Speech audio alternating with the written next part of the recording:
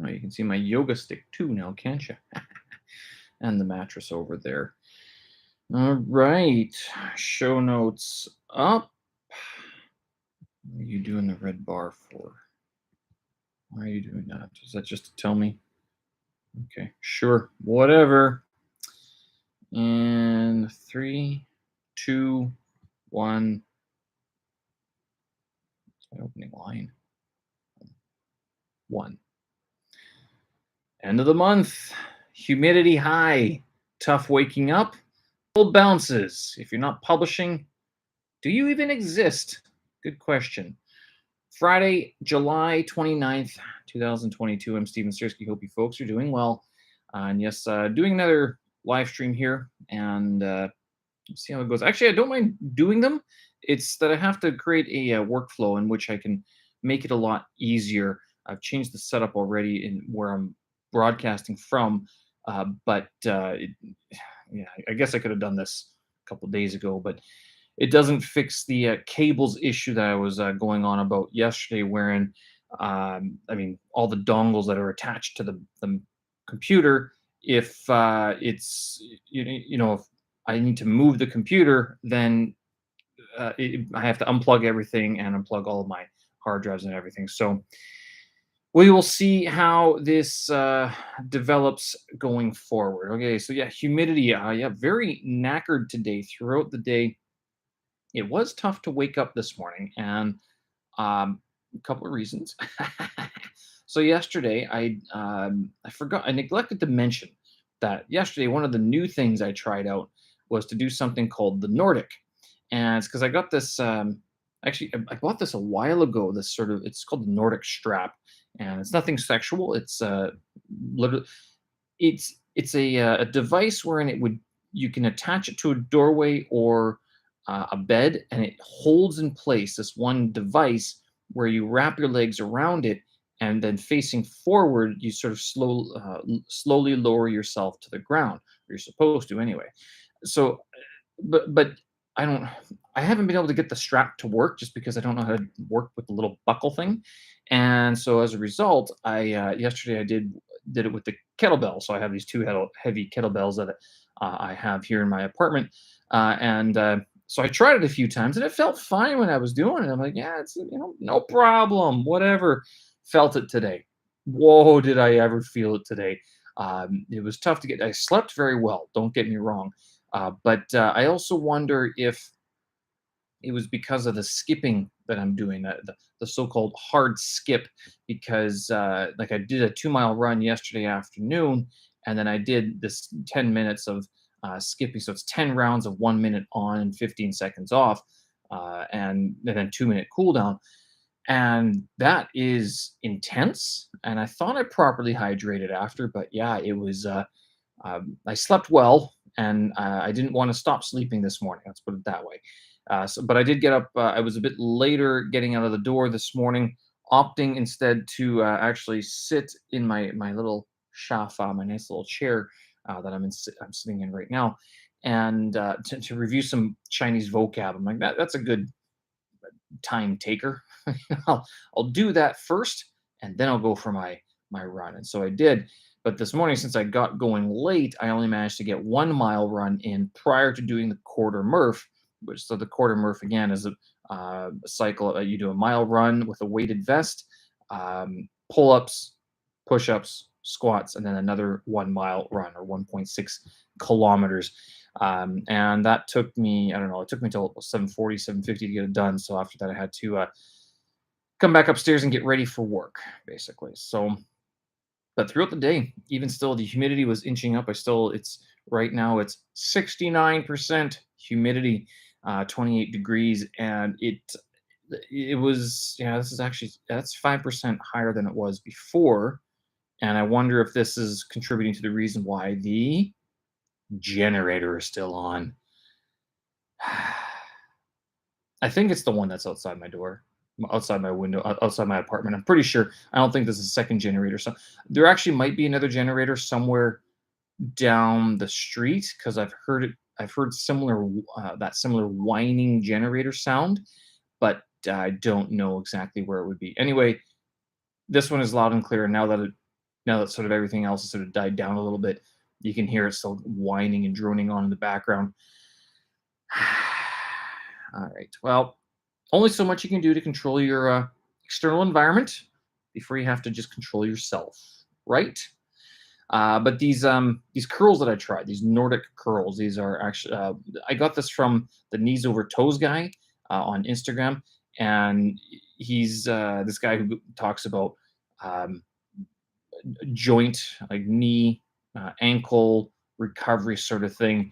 And so I've been trying. I use quite a few of his the exercises that he shows on his Instagram. He has a book. I haven't seen it just yet, but uh, good exercises. And I've noticed that some people used to say that. I remember people telling me that skipping was really bad for your knees, and I was always sort of afraid of, fearful of that, right? But then combined with this guy's sort of methodology of working out the joints and building up the muscles around those joints, those important joints, I found that my knees, I mean, they're not bad. They're not the thing that's holding me back. There are some other exercises that he does for like hip mobility a little bit as well, but he focuses a lot on the muscles, building up the muscles around those joints. So it's taking the pressure off of the bones colliding into each other, instead strengthening everything around the joint. Highly recommend taking a look at this guy and his work. But this Nordic strap, I mean, they're called Nordic curls, and they seem easy enough. But then you go do them, and if you haven't done them before, I mean, they wow, it's like the first time you did squats, like a PR for squats or something. It's like that pain. Like it. I haven't felt muscle strains in a very long time, and now I feel my hamstrings. But I just these are very good apparently. It should help with help mobility and lengthen out and strengthen the hamstrings, as that's one of the contributing causes of back pains. Gold bounces, crypto charges. What's going on with these things? Yeah, last week I think I was saying that crypto was crashing again, and then it's red today, but it's not really red. So yeah, let's see. Bitcoin 24,000 thereabouts.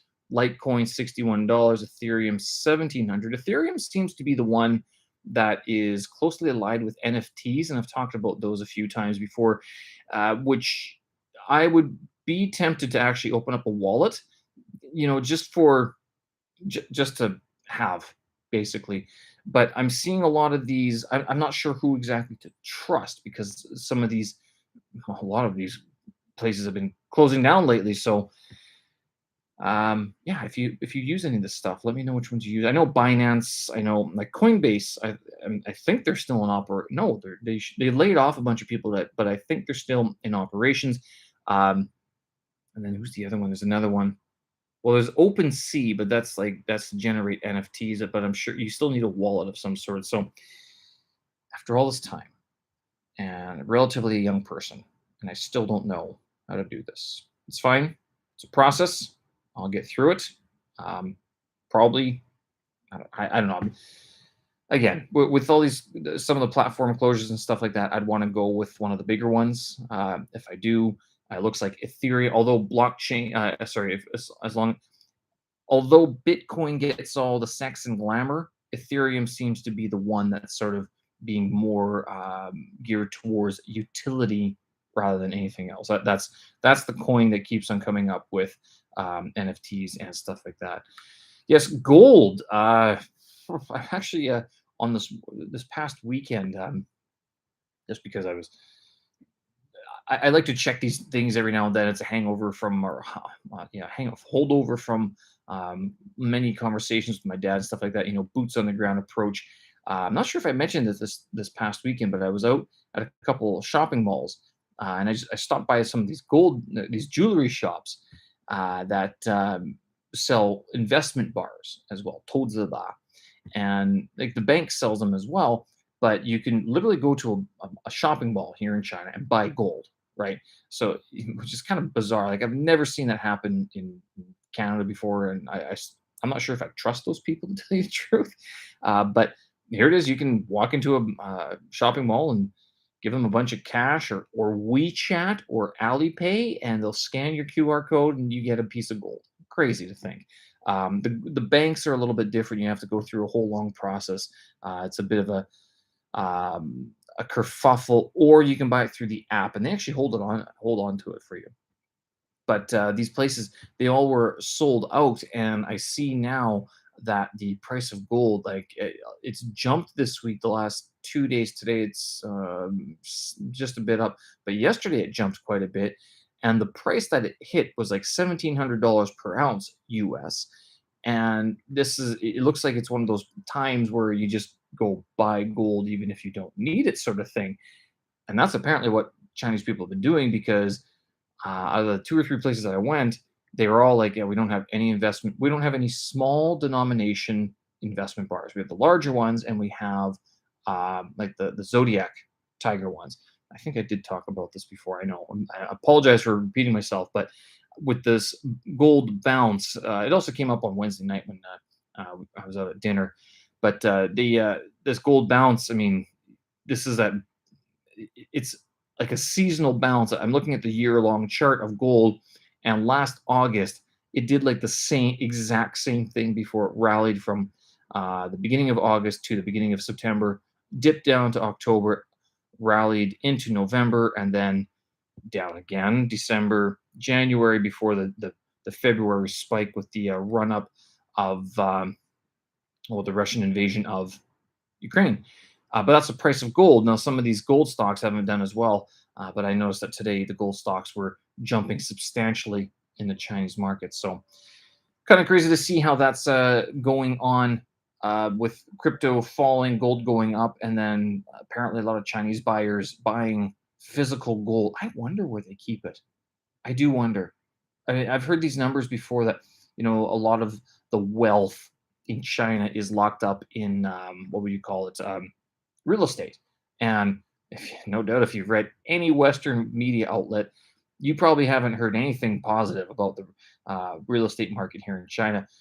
And I'm not sure I can blame them, because yeah, there's a lot of buildings out there that are in places where you're like, why? And why do they need more of that? Like, who can afford this? Who's buying this stuff at these prices? Because these prices are just exorbitant. I actually don't know the real numbers, because I don't know. My Chinese isn't that good, and I don't know their counting mechanism. I'm not sure if they're counting it like all of the zeros, or if they do like 8 comma or 6,800, and then they write. So it'd be like 4,800, but it's times like 10,000 or something, like 48 10,000s. So 14,800块钱.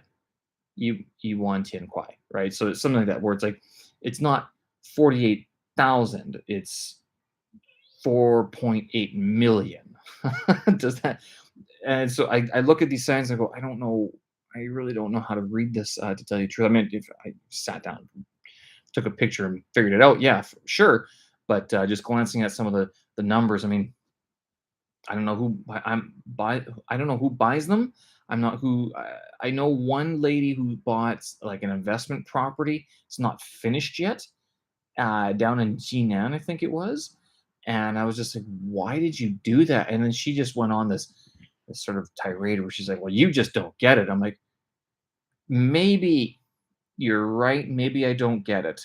I mean, I kind of like, I know people buy gold, and that I get, because you know you can take it, right? There's that's one form of currency, or one form of investment.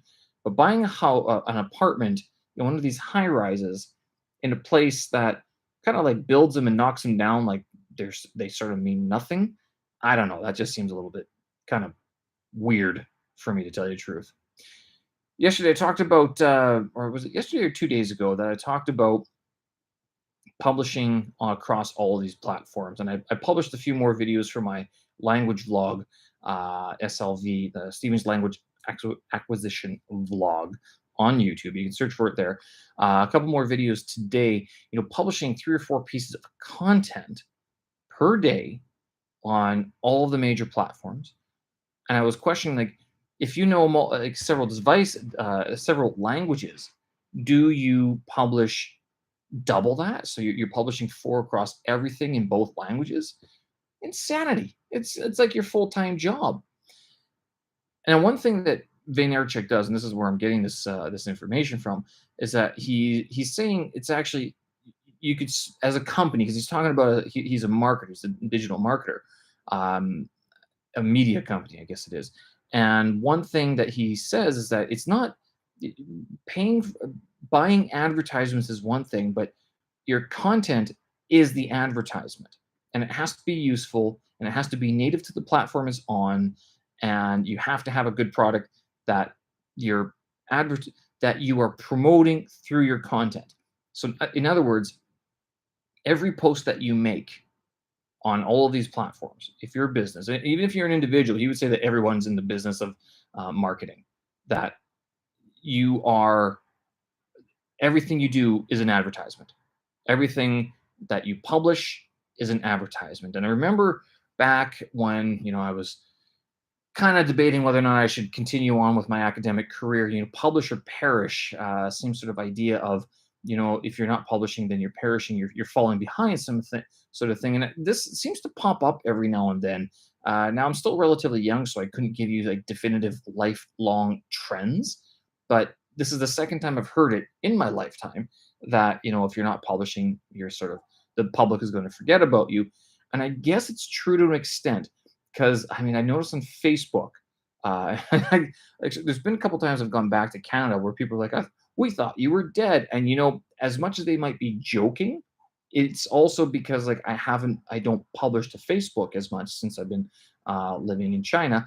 Not only that, because, the platform's kind of, I don't know, it's it's parents and baby pictures. That's what it's become. It's grandparents, it's young parents, like people my age, right, with their babies taking all these cute pictures and stuff like that. So I mean, it's not inundated with some travel pictures, of course, yeah, but usually of vacations, right? Short-term vacations away from home.